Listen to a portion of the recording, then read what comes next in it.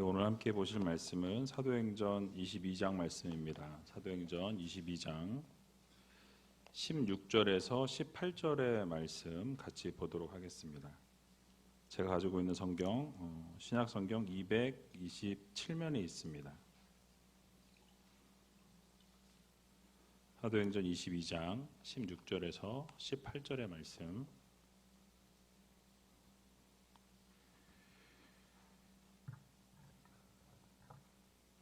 우리 한 절씩 교독하고 마지막 절은 합독하도록 하겠습니다.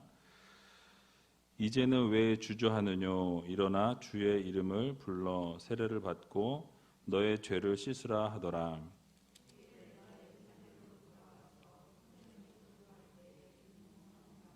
같이 읽겠습니다.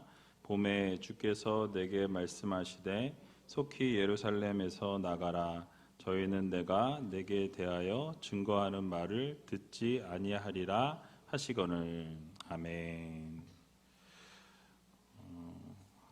오늘 본문의 말씀을 가지고 회개하고 돌이키라라는 제목으로 함께 말씀 나누도록 하겠습니다.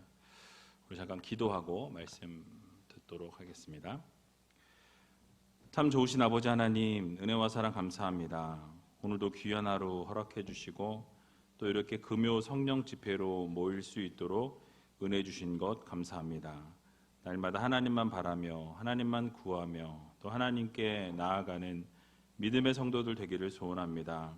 특별히 이 자리에 나올 때 힘들고 어려운 상황 가운데 있지만 또 주님께서 주시는 힘과 능력으로 이 자리에 나왔사오니 하나님께서 그 머리에 손을 얹어주시고 놀라운 기적의 역사를 이루어 주셔서 하나님의 사랑과 은혜와 능력을 경험하고 돌아가는 믿음의 백성들 되게 하여 주시옵소서.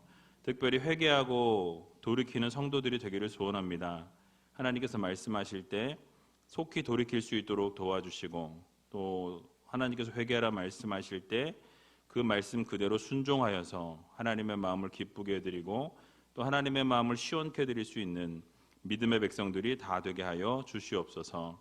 말씀을 듣습니다. 말씀 가운데 말씀해 주시고 오직 그 말씀대로 순종하며 살아갈 수 있는 하나님의 귀한 자녀들 다 될 수 있도록 하나님께서 늘 붙들어 주시옵소서. 모든 것 주님 앞에 감사드리오며 이 모든 말씀 예수님의 이름으로 기도하옵나이다. 아멘. 자, 우리 옆에 계신 분들에게 인사했으면 좋겠는데요. 회개하고 돌이키는 성도가 됩시다. 회개하고 돌이키는 성도가 됩시다.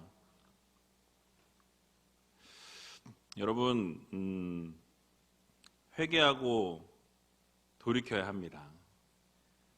아까 이제 예배 시간에 시작되기 전에 한 10분, 10여 분 전에 왔는데 성전에 딱 들어오면서 느낀 느낌이 있었어요.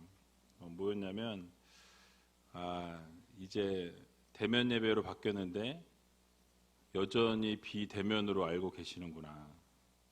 그래서 제가 아까 예배 전에 이 유튜브 그 동영상 그것도 띄워놔 봤습니다. 찬양하는 시간에 6분 들어오셨더라고요. 자, 그러면 제가 이 대면 예배 하는 동안에 수요 예배나 금요 예배 때 인원들을 체크해 보면 한 70여 명 정도가 참여하셨어요. 연초에는 뭐 한 90명, 100명 가까이 왔었지만 이렇게 코로나 때문에 염려돼서 못 오시는 분을 빼고 한 70분이 오셨는데 주변을 좀 돌아보세요. 네. 회개해야 됩니다. 그러니까 우리가 진짜 모르겠어요. 하나님이 되게 막 안타까워하실 것 같아요. 도대체 너희는 어디 있느냐? 어디 있느냐? 도대체 이 코로나 전과 코로나 후가 되었다고 해서 바뀐 건 없는데 하나님은 여전히 하나님이시고 찬양받기 합당하시고 영광받기 합당하신 그 하나님인데 도대체 그 영광을 올려드려야 되고 찬양을 올려야 될 너희는 어디 있냐는 거예요. 쇼핑몰에서 아니면 어디 놀러 가셨는지 모르겠어요. 그런데 그럼 인터넷에서 예배를 그러면 한 30명 이상은 드리셔야 맞거든요. 근데 10명이 채 안 되더라고요. 마음이 너무 아픈 거죠. 제 마음도 그런데 하나님의 마음은 어떠실까라는 생각을 하니까 너무 죄송한 거예요. 그래서 이 회개하고 돌이키라라는 제목으로 말씀을 드리는 게 아니라 지금 제가 말씀드리는 건 원고에 없습니다. 그냥 그런 생각이 너무 마음에 강하게 들어서 말씀을 드리는 거예요. 우리가 정말 회개하고 돌이켜야 합니다. 포스트 코로나라는 이야기들을 많이 하는데 저는 이 코로나가 오면서 그런 생각이 들었어요. 하나님이 옥석을 가려내시겠구나. 어느 누구가 알곡이고 어디가 쭉정인지 하나님이 드러내시겠구나. 이것을 보이려고 보이는 것이 아니라 그냥 보여지겠구나라는 생각을 계속 하게 되더라고요. 그래서 여러분, 우리가 정말 이 때에 더 하나님을 찬양하고 더 하나님을 예배하고 더 하나님 앞에 나아가는 그런 모습이 우리 가운데 필요하다라는 거예요.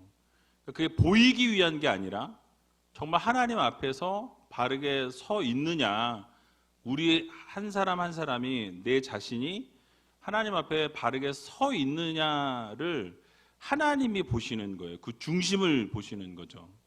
그래서 여러분들 진짜 우리의 모습을 우리가 스스로 보고 좀 회개하고 돌이키는 그런 시간이 오늘 이 시간, 이 순간이 되었으면 좋겠습니다. 지난 주일 오후에 비대면 예배로 드렸던 것이 이제 대면 예배로 전환이 되었어요. 상당히 기뻤죠. 근데 기뻤는데 한편으로는 이런 걱정이 됐어요. 이제 인터넷이 너무 익숙해졌는데 그게 익숙해지다 보니까 그것도 흐지부지 되고 예배도 흐지부지 되고 이런 현상이 발생하지 않을까라는 생각을 하자마자 이런 이렇게 결과가 보이니까 마음이 참 안타깝네요. 근데 어쨌든 이제 다시 거리두기 2단계나 2.5단계로 우리가 올라가지 않도록 조심해야 할 것 같습니다. 방역에 같이 협조해 주시고 다시는 교회가 문을 닫는 이런 일이 없어야 하지 않을까. 전쟁 중에도 교회 문을 닫지 않았는데 이런 전염병으로 인해서 교회 문을 닫는다는 것이 물론 이 행정명령을 무시할 수 없지만 이것은 정말 하나님이 기뻐하시지 않겠다라는 생각이 더 강하게 드는 것 같습니다. 어쨌든 교회가 정상화되기 위해서 또 하나하나 다시 해 나가야 될 것들을 세워 나가야 될 것 같아요. 그래서 10월 마지막 주에 특별 새벽기도회를 하고자 합니다. 그래서 대신방도 이제 하려고 하고 있고요. 대신방은 아무래도 조금 소모임 하지 말라고 아직 공문에 그렇게 왔기 때문에 조금 시를 미루더라도 일단 특별 새벽기도회는 10월 마지막 주 월요일부터 일주일 동안 진행되어질 예정입니다. 그래서 여러분들 마음속에 준비하시고 좀 우리가 정말 하나님이 나에게 하시고자 하는 말씀이 무엇인지 또 원하시는 게 무엇인지 무엇을 올려드려야 할지를 한번 고민하시고 기도로 준비하는 그런 시간이 되었으면 좋겠습니다. 2주도 채 남지 않았는데요. 여러분 위해서 좀 기도해 주시면 감사하겠습니다. 오늘 본문의 내용을 잠깐 말씀드리면 이 아나니아가 사울에게 주저하지 말고 예수 그리스도의 이름으로 세례를 받으라라고 이야기하면서 죄를 씻을 것을 권면하는 장면이 나와 있습니다. 그리고 나서 바울은 예루살렘으로 돌아오게 되고 돌아와서 성전에서 기도를 할 때 환상을 보게 됩니다. 비몽사몽간에 일어난 일이 있었다라고 이렇게 이야기하죠. 신비로운 영적인 어떤 현상을 눈으로 보게 되고 귀로 듣게 되는, 경험하게 되는 것이었는데요. 그것이 어떤 것이었냐면 예수님께서 이 사도 바울에게 아주 속히 즉시 이 예루살렘을 떠나라라고 이렇게 말씀하시는 것을 보게 됩니다. 근데 그렇게 속히 나가라고 말씀하신 이유가 있었는데 그 이유가 무엇이냐면 바로 이 예루살렘에 있는 유대인들이 네가 그렇게 복음을 증거를 아무리 열심히 해도 그 복음을 듣지 않고 너도 용납하지 않을 것이다 라는 이유였어요. 그러면서 오늘 본문이 맞춰지게 되죠. 이 짧은 본문이지만 하나님께서 이 3절의 말씀을 통해서 우리들에게 주시고자 하는 교훈의 말씀이 무엇인지 같이 한 절씩 살펴보면서 은혜를 나누고자 합니다. 오늘 본문 16절을 보게 되면 이렇게 말씀을 시작하는데요. 우리 16절 같이 한번 읽어보도록 하겠습니다. 이제는 왜 주저하느뇨? 일어나 주의 이름을 불러 세례를 받고 너의 죄를 씻으라 하더라. 아멘. 자, 아나니아가 사울에게 지금 이야기하는 부분인데요. 하나님께서 분명한 이유와 이 목적을 가지고 사울을 부르셨다라는 말씀이에요. 그래서 이제 주저하지 말고 그 하나님의 부르심에 너는 즉각적으로 움직여라, 즉각적으로 응해라 라고 이렇게 권면의 말씀을 하고 있죠. 근데 어떻게 우리가 이 상황을 잘 생각해 보면 이 사울의 입장에서, 이제 바울이 되기 전 사울의 입장에서는 예수님의 부르심에 이렇게 응하는 것이 사실은 쉽지 않았다라는 사실이에요. 왜냐하면 그동안 그 사울이 행했던 일이 어떤 일이었습니까? 바로 예수 그리스도를 핍박하고 예수 믿는 자들을 옥에 가두고 그 사람들을 어렵게 하고 힘들게 하는 것이 그의 일이었던 것을 우리 모두가 다 알고 있습니다. 그래서 그 일을 하는 것이 또 하나님을 위해서 옳은 일이라고 여겼고 그것이 또 바른 일이라고 생각했던 것이 바로 이 사울이었다라는 사실이에요. 그런데 자신이 핍박했던 그 예수님이 지금 현장에서 자신을 부르시고 계신 거예요. 내가 핍박했던 그 예수가, 예수를 믿는 자들을 핍박했던 그 예수님이 자기 자신을 지금 찾아오셔서 빛 가운데 말씀하셨다라는 것이죠. 자신을 부르시고 계신 거예요. 여러분가 얼마나 혼란스러울까요? 내가 지금 핍박했던 예수, 내가 예수 믿는 자들을 죽이는 역할을 감당했던 나인데 지금 나에게 오셔서 뭐 하라는 거예요? 내 그릇이 되라는 거예요. 내 사역을 감당하라고 지금 주님이 말씀하고 계신 것입니다.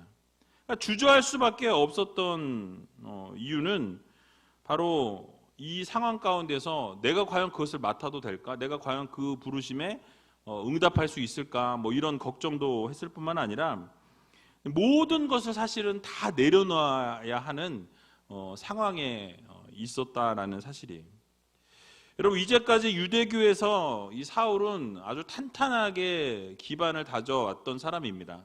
여러분이 잘 아시는 것처럼 가말리알 문화에서 아주 탑에 있었던 사람이었죠. 그래서 이 앞길이 아주 창창한 미래가 확고하게 보장되어 있던 이 사람이 바로 이 사울이었다라는 것이죠. 그런데 지금 이제 개종을 해야 되는 상황인 거예요. 유대교에서 기독교로 바꿔야 할 상황에 놓이게 된 것이죠. 자, 기독교인으로 개종을 하게 된다면 사실 그 상황에 있던 사울을 딱 봤을 때 모든 것을 다 내려놓아야 하는 그런 상황이었습니다. 그러니까 모든 것을 다 상실할 수밖에 없다라는 것을 의미하죠. 그러니까 거대한 이 유대교를 자신의 어떤 적으로 돌리는, 그동안 그 유대교 안에서 성장하고 거기서 배우고 거기서 함께 먹고 입고 자라왔는데 그 모든 것을 다 배교해야 되는 그런 상황인 거예요. 여러분, 그러니까 뭘 이야기하고 있습니까? 모든 상황에 맞물려 있다 보니까 이 섣불리 이것을 결정하기가 어려운 거죠. 주저하고 있었던 모습이 이 아나니아의 눈에 들어왔다라는 것입니다. 그럴 때 아나니아가 사울에게 무엇이라고 이야기합니까? 왜 주저하느뇨? 라고 이렇게 묻는 것을 보게 되죠. 그러니까 책망에 가까운 어조로 지금 이 아나니아가 사울에게 이야기하고 있는 것입니다. 이것을 통해서 우리들에게 말씀하시는 것이 무엇입니까? 우리가 신앙적인 어떠한 결단을 하는 데 있어서 주저해서는 안 된다는 거예요. 하나님이 말씀하시면 하나님의 말씀 그대로 순종하는 것입니다. 하나님이 우리에게 요구하시면 그 요구하신 그대로 우리는 움직여야 한다는 거예요.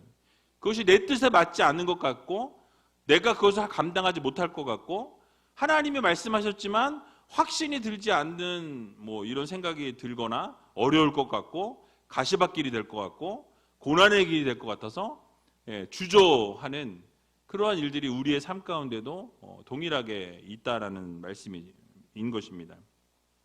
그래서 우리 어떻게 되죠? 이 계산기를 두드리게 됩니다. 내가 이거를 이렇게 하게 되면 나한테 요게 되지만 이런 거는 잃게 되고 결국 이런 거를 잃게 되면은 내가 과연 이걸 하는 게 맞나? 이거를 안 하는 게 내 생활에 더 좋은 거 아닌가? 이런 거를 막 이렇게 생각을 하기 시작하는 거죠. 여러분, 그때 사단은 우리의 마음과 우리의 생각 속에 무언가 결단하고 움직이려고 할 때 먼저 계산을 하게 만들어요.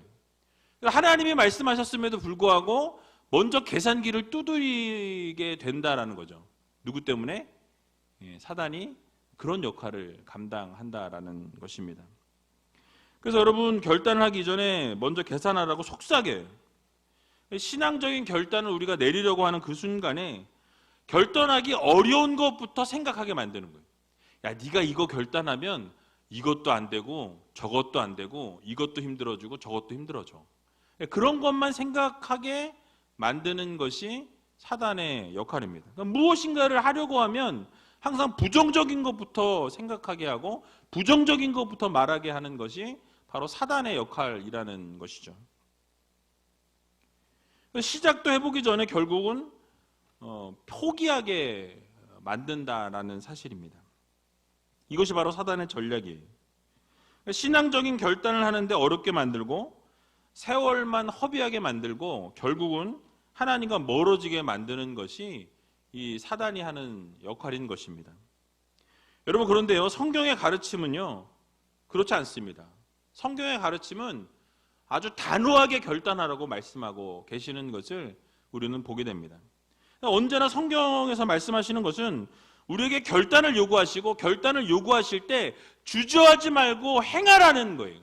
그 한 걸음을 옮기라고 우리들에게 말씀하시는 것을 우리가 볼 수 있습니다. 열왕기상 18장 21절을 보게 되면요, 엘리야가 이렇게 이야기하는 것을 보게 됩니다. 우리 같이 한번 읽어보도록 하겠습니다. 엘리야가 모든 백성에게 가까이 나아가 이르되 너희가 어느 때까지 두 사이에서 머뭇머뭇하려느냐?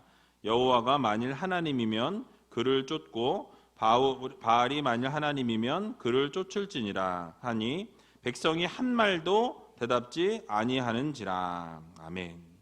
자, 여러분, 이 이야기 너무나 잘 아실 거예요. 이 엘리야가 850대 1로 바알 선지자들과 아세라 선지자들과 내기를 하는 장면입니다. 그런데 지금 이 구경을 하고 있는 이스라엘 백성들에게 뭐라고 이야기하죠? 너희가 어느 때까지 두 사이에서 하나님과 바알 사이에서 머뭇머뭇 하겠냐는 거예요. 왜 끝까지 그렇게 주저하고 있냐라는 거예요. 하나님이 진짜 하나님인데 왜 그 바알을 붙들고 그렇게 서 있냐라고 책망하고 있는 것입니다. 호통을 치면서 여호와 하나님이 진정한 하나님이면 하나님을 쫓고 바알이 진짜 하나님이면 차라리 그를 쫓아라. 왔다 갔다 하지 말고 주저하지 말고 결단하고 움직이라는 거예요. 하나님의 말씀이고 명령입니다. 여호수아 24장 15절에도 보게 되면 여호수아도 이렇게 이야기하는 것을 보게 됩니다. 우리 같이 한번 읽어보도록 하겠습니다. 만일 여호와를 섬기는 것이 너희에게 좋지 않게 보이거든 너희 열조가 강 저편에서 섬기던 신이든지 혹 너희의 거하는 땅 아모리 사람의 신이든지 너희 섬길 자를 오늘날 택하라. 오직 나와 내 집은 여호와를 섬기겠노라. 아멘. 자, 무슨 내용입니까? 여호수아가 이스라엘 백성들의 신앙적인 어떤 결단을 선포하면서 누구를 섬기자라고 선포하고 있어요? 오직 여호와 하나님만 섬기자라는 거예요. 그러니까 가나안에 있는 그 신들 바라보지 말고 그들 섬기지 말고 오직 나와 내 집은 이 여호와 하나님만 섬기기로 결단한다라고 고백하고 선포하는 것을 볼 수가 있습니다.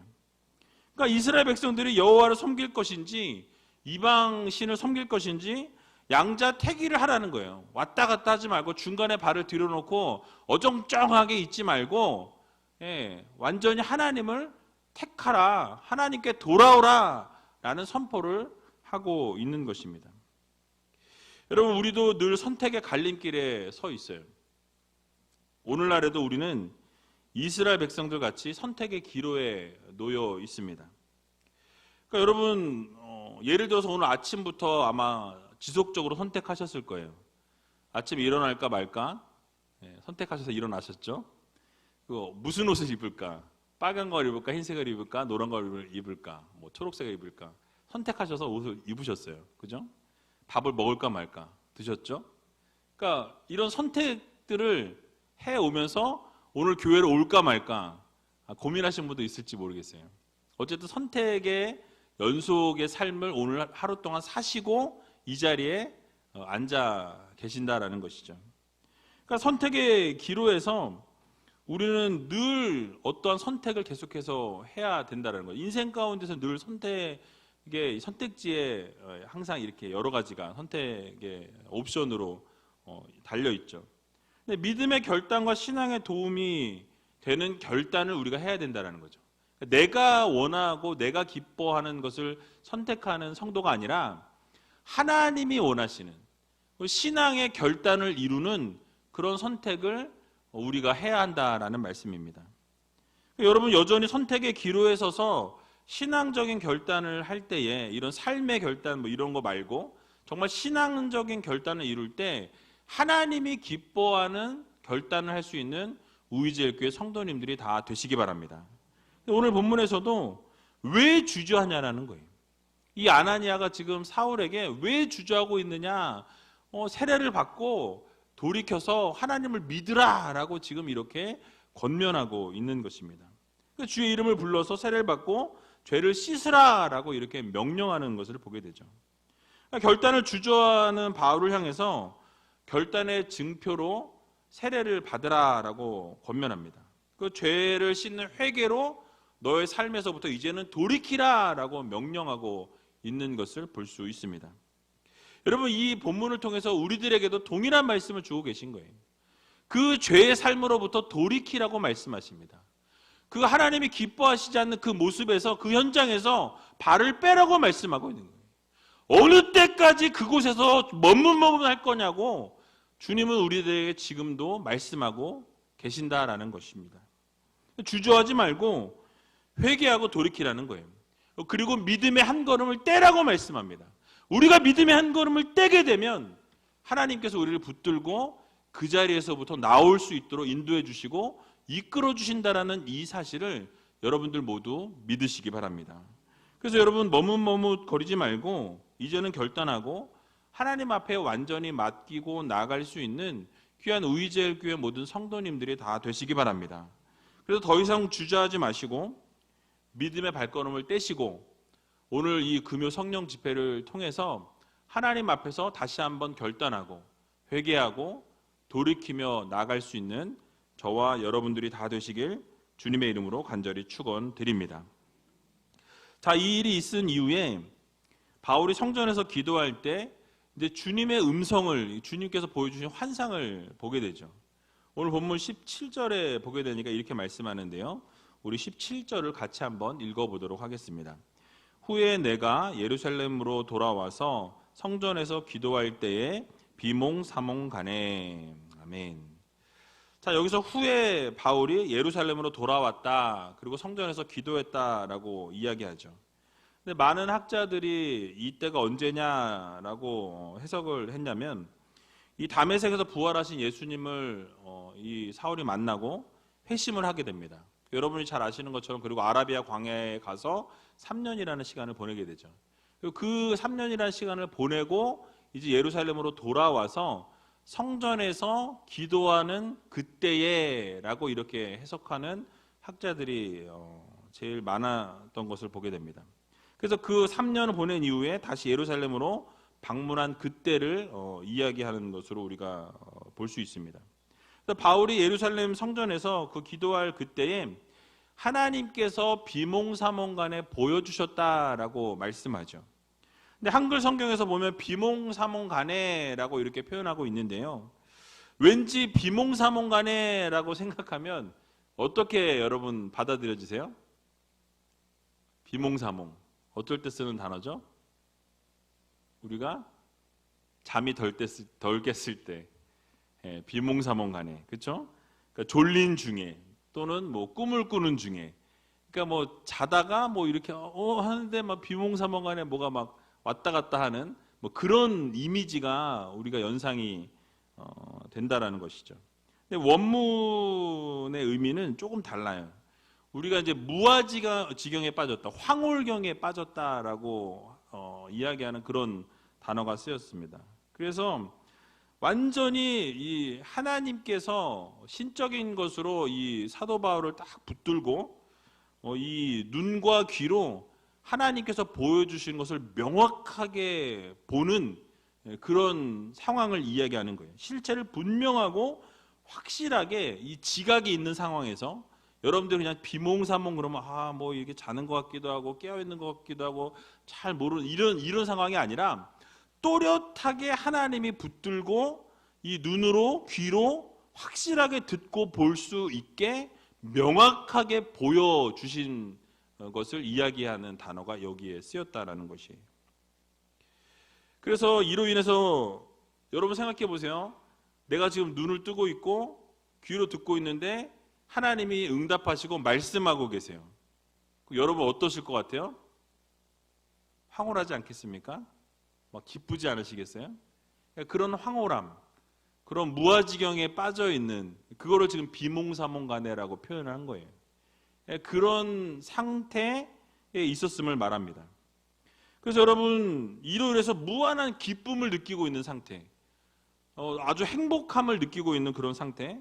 바울은 환상 가운데서 완전히 하나님의 간섭하심과 인도하심과 하나님의 아주 명확한 메시지를 아주 정확하게 들었다라는 것을 우리들에게 지금 말씀해 주고 있는 것이에요.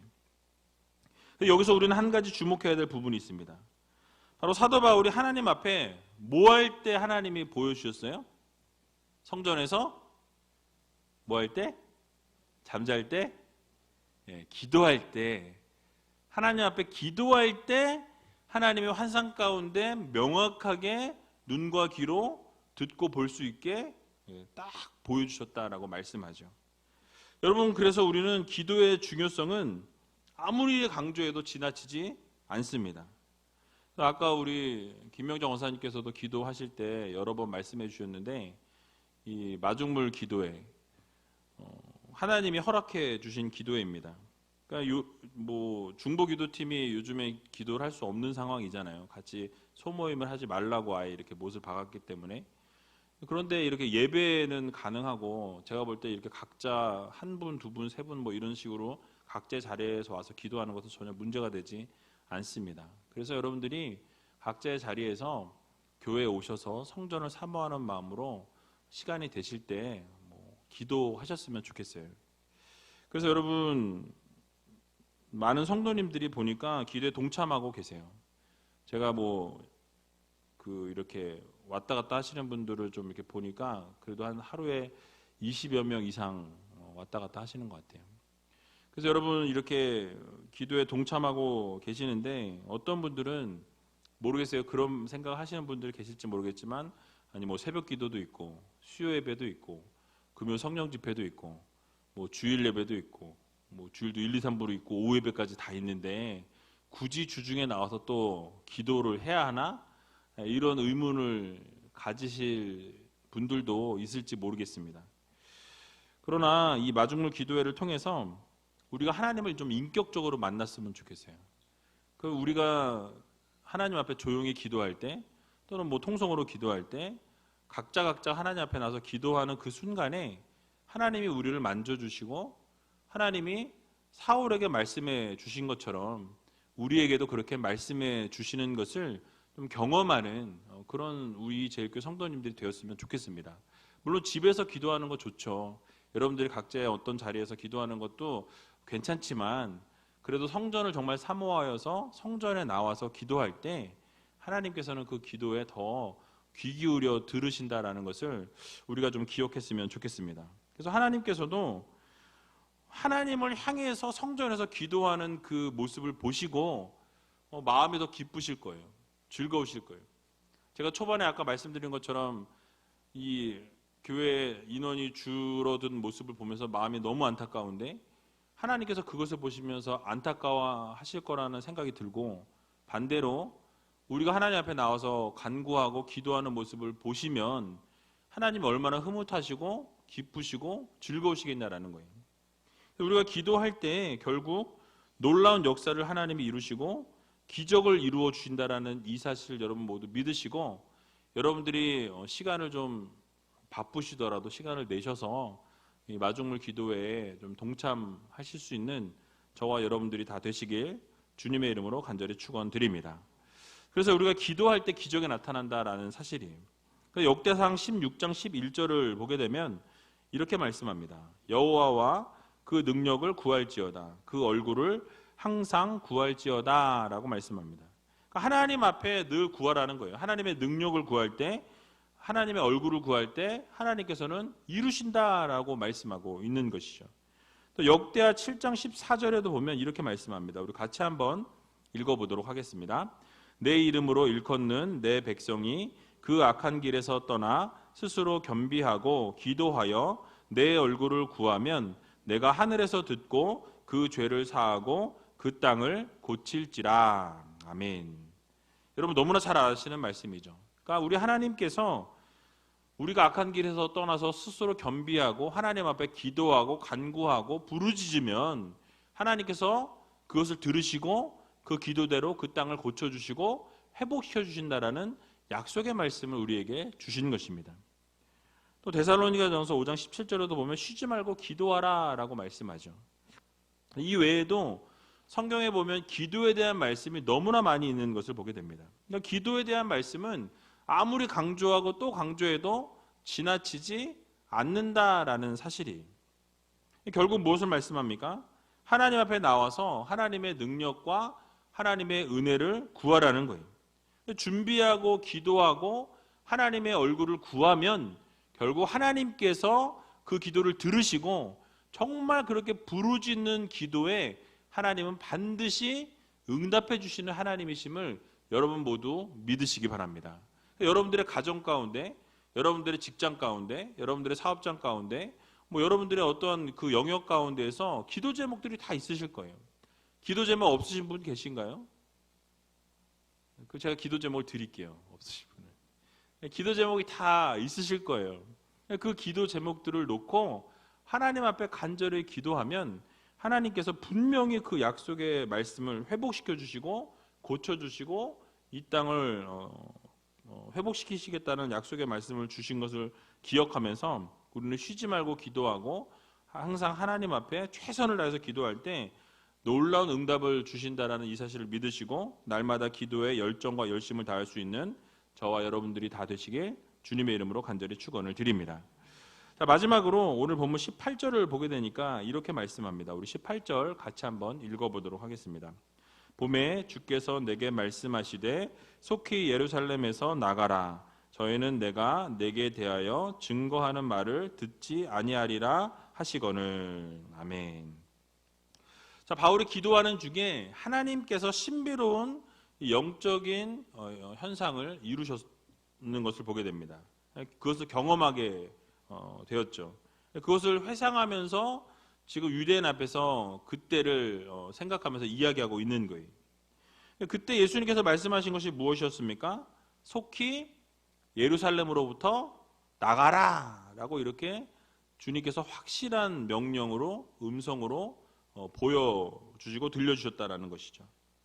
그래서 여기 원문에 쓰여진 단어를 보게 되면 이 예루살렘을 떠나는데 그냥 나가는 게 아니라 아주 속히 빠르게 재빠르게 그 예루살렘으로부터 벗어나라 라고 이렇게 하나님이 명령하셨어요. 아주 재촉하시면서 급하게 엄하게 명령하셨다라고 표현합니다. 그 이유가 무엇입니까? 그 이유가 오늘 18절 하반절에 보니까 그 이유를 설명하고 있어요. 그러니까 저희가 예수님에 대해서 바울이 증거하는 말을 어떻게 해요? 듣는다, 듣지 않는다? 듣지 않을 것이다 라고 말씀하고 있어요. 즉 예수님에 대한 복음을 듣지 않을 뿐만 아니라 이 사도 바울도 용납하지 않고 사도 바울이 하는 모든 것들도 다 거절할 것이라는 예언의 말씀을 주신 것입니다. 그렇게 복음을 거부하는 자들에게 우리 하나님께서는 어떻게 대처하라고 말씀하십니까? 더 이상 연연하지 말고 그냥 무서울 정도로 냉정하게 어떻게 해요? 떠나라는 거예요. 내버려 두고 가라는 거예요. 여러분, 우리는 이 사실에 좀 주목해 볼 필요가 있습니다. 정말 하나님께서 얼마나 답답하시고 얼마나 화가 나면 내버려 두고 가, 냅둬, 지 인생 지가 살다가 그렇게 가게, 이런 뉘앙스인 거예요. 여러분, 하나님께서 이스라엘 백성들을 우리가 생각해 보면 얼마나 사랑하셨습니까? 이스라엘 백성들을 너무너무 사랑하셨어요. 그런데 호세아 선지자는 호세아서 9장 10절에서 이렇게 이스라엘 백성을 하나님이 사랑하셨다고 표현합니다. 옛적에 내가 이스라엘 만나기를 광야에서 포도를 만남같이 하였으며 너희 열조 보기를 무화과 나무에서 처음 맺힌 첫 열매를 봄같이 하였거늘 저희가 바알보올에 가서 부끄러운 우상에게 몸을 드림으로 저희의 사랑하는 우상같이 가증하여 졌도다 라고 말씀합니다. 자, 무슨 말씀하고 있죠? 하나님께서 이스라엘 백성을 만나는 것이 무엇과 같다고 말씀하죠? 광야에서 포도를 만난 것 같다라고 이렇게 표현합니다. 또 이스라엘 열조를 보는 것이 무화과 나무에서 첫 열매를 거두는 것과 같이 이렇게 보는 것 같이 하셨다라고 표현하죠. 여러분, 무슨 말씀이죠? 여러분, 광야에서 마른 곳에서, 목이 마른 그런 광야에서 이 포도를 먹게 되면 어떨까요? 입안에 좀 이렇게 입맛이 돌지 않으십니까? 갑자기 배가 고파지는데. 광야 같은 데서 이 마른 곳에서 포도를 만나면 너무나 달콤하고 향기롭고 즙이 있으니까 얼마나 감사하겠어요. 게다가 여러분, 이 무화과 나무에서 처음 맺힌 열매를 보는 것이 얼마나 기쁘고 감사하고 행복하겠냐라는 거예요. 그러니까 저희 그때 제가 한번 예전에 설교할 때 말씀드렸는데 집에 그 살구나무하고 감나무 심었다고 말씀드렸죠. 근데 감나무가 첫 해에 5개였나 6개였나 하여튼 여러 개가 열렸어요. 많이 열렸는데 떨어지고 이렇게 남은 거는 남아가지고 그걸 먹었는데 너무 맛있는 거예요. 그래가지고 올해도 엄청 기대했습니다. 많이 열렸어요. 근데 지금 하나도 안 남았어요. 그러니까 다 떨어진 거예요. 근데 그때 첫 열매 그 달렸을 때 그 기쁨 매일 가서 보는 거예요. 오늘 몇 개 있지? 언제 있지? 막 이런 마음. 그러니까 여러분, 하나님이 그 무화과 나무에서 첫 열매 그거를 바라보는 그 마음이시라는 거예요. 그러니까 제가 미국에 있을 때 실제로 무화과 나무에 있는 무화과를 맨날 따서 먹었어요. 저희 제가 사역했던 나성하님 교회 무화과 나무가 한 10그루 이상 있어요. 여기저기에 막 있는데 교회 바로 앞에 3그루가 이렇게 있는데 거기에 그 무화과 제일 맛있어요. 그 하나 큰 게 있는데 거기에 이제 있으면 새벽기도 끝나고 나오면 무화과 지금 익은 거 있나 보고 만져본 다음에 말랑말랑하면 따서 그 자리에서 까서 먹으면 정말 맛있어요. 근데 그 열매를 바라보는 그 마음, 그게 바로 하나님이 이스라엘 백성을 향한 마음이었다라는 거예요. 그만큼 사랑하는, 그 포도를 만난 광야에서 만난 그 마음을 하나님이 가지고 계셨다라는 사실이죠. 여러분, 또 아모스 선지자는 뭐라고 말씀하냐면요, 아모스 3장 2절 상반절을 보면 내가 땅의 모든 족속 중에 너희만 알았나니 라고 말씀합니다. 모든 이 족속들 중에서 하나님께서 너희 이스라엘 백성들만 내가 알겠다라는 거예요. 다른 모든 민족, 다른 민족 필요 없다. 나는 오직 이스라엘 백성 너희 하나면 된다. 하나님은 그렇게 선포하시고 말씀해 주실 만큼 그 이스라엘 백성들을 너무너무 사랑하셨다라는 사실이에요. 자, 그런데 그들이 복음을 거부하고 우상을 섬기게 되고 하나님을 떠난 삶을 살게 되니까 어떻게 하십니까? 하나님도 그들을 과감하게 버리셨다는 거예요. 하나님도 그들을 떠나기로 작정하시는 것을 우리는 보게 됩니다. 그래서 호세아 선지자에게 하나님께서 무엇이라고 명령하시냐면 호세아 5장 6절을 보게 되면 이제 하나님의 말씀을 떠난 이 이스라엘 백성들이 양떼와 소떼를 데리고 와서 하나님을 만나기 위해 제사를 드리기 위해 찾아올지라도 하나님께서는 어떻게 하시겠다고 말씀하시냐면 그들을 만나지 않겠다라고 말씀하세요. 내가 그들을 떠나겠다, 떠났다라고 이미 말씀하시는 것을 보게 됩니다.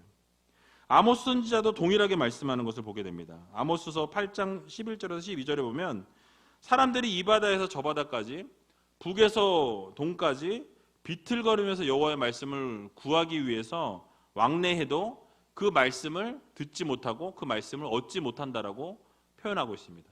근데 그 이유가 무엇입니까? 바로 하나님이 이제는 이스라엘 백성을 사랑하는 그 마음을 돌이키셔서 떠나셨다라는 거예요. 그들을 버리셨다라고 말씀합니다. 여러분, 그렇습니다. 우리가 여기서 깊이 깨달아야 될 것은 은혜의 복음, 사랑의 메시지라고 해서 하나님의 그 복음이 언제까지나 우리를 기다려 줄 것이라고 생각했다가는 착각이에요. 우리를 늘 기다려 주는 것이 아님을 우리가 알아야 한다는 거죠. 말씀을 열심히 증거하고 최선을 다해서 복음을 전해야 하는 이유가 무엇입니까? 바로 하나님의 명령이기 때문에 그렇다라는 것이죠. 그런데 끝까지 그 복음을 증거하고 전했음에도 불구하고 그 말씀을 듣지 않으려고 하고 그 말씀을 받지 않으려고 하면 그 은혜를 거절하려고 하는 그 자들에게는 하나님께서는 그들을 떠나시고 버리실 수 있음을 우리는 기억해야 할 것입니다. 그래서 고린도후서 6장 2절을 보게 되면 이렇게 말씀하세요. 우리 같이 한번 읽어보도록 하겠습니다. 가라사대 내가 은혜 베풀 때에 너를 듣고 구원의 날에 너를 도왔다 하셨으니 보라 지금은 은혜 받을 만한 때요 보라 지금은 구원의 날이로다. 아멘. 여러분, 하나님께서 은혜를 베풀어 주실 때 우리는 은혜를 받아야 합니다. 하나님께서 우리에게 돌아오라 명령하실 때 우리는 주저하지 않고 하나님 앞에 돌아와야 한다는 거예요. 지체하지 아니하고 말씀하시면 말씀하시는 그 순간에 바로 돌이킬 수 있는 그 믿음이 우리에게 필요하다라는 말씀입니다. 다음에 하면 되지. 다음에 돌이키면 되겠지. 지금은 조금 상황이 그러니까 하나님 제가 요것도 좀 정리하고 요것도 정리하고 요것도 좀 다 한 다음에 그 다음에 그때 이제 제가 그것을 좀 하겠습니다. 그 다음에 봉사할게요. 다음에 헌신하겠습니다. 여러분, 그때는 기회가 없을지도 모릅니다.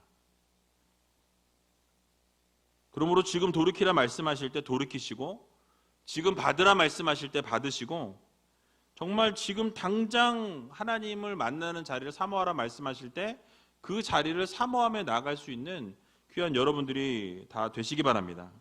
우리가 코로나로 인해서 많이 흐트러진 게 사실이에요. 많이 해이해진 것도 사실입니다. 근데 대면 예배로 이제 바뀌었으니까 다시 한번 정신을 가다듬고 우리의 마음을 다시 한번 다 잡고 믿음 생활에 우리가 좀 매진하고 정진할 수 있는 그런 우리제일교회 성도님들이 다 되시기 바랍니다.